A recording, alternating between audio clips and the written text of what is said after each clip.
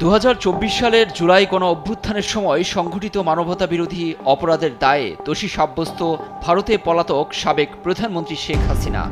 সোমবার আন্তর্জাতিক অপরাধ ট্রাইব্যুনাল তাকে দুটি মামলায় মৃত্যুদণ্ড দিয়েছে, যা ফলাও করে প্রচার করেছে আন্তর্জাতিক গণমাধ্যম।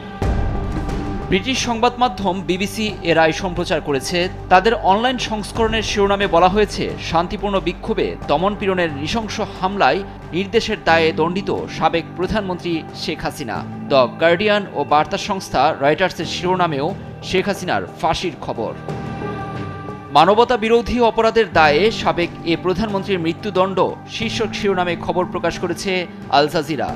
প্রতিবেদনে এসেছে, বিশেষ ট্রাইব্যুনাল ক্ষমতাচ্যুত প্রধানমন্ত্রী শেখ হাসিনাকে মৃত্যুদণ্ড দিয়েছেন। সিএনএন সহ আরও কয়েকটি মার্কিন গণমাধ্যমেও অগ্রাধিকারে রয়েছে বাংলাদেশের এ রায়।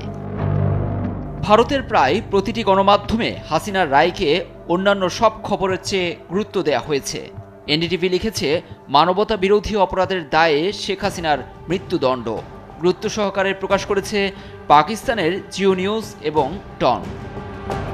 বিচারপতি মোহাম্মদ গোলাম মুর্তুজা মজুমদারের নেতৃত্বে ৩ সদস্যের ট্রাইব্যুনাল একই অভিযোগে হাসিনার ২ সহযোগী সাবেক স্বরাষ্ট্রমন্ত্রী আসাদুজ্জামান খান কামাল এবং সাবেক আইজিপি চৌধুরী আল মামুনের বিরুদ্ধেও রায় ঘোষণা করেন। লুৎফর কবির, নিউজ ডেস্ক, দেশ টিভি।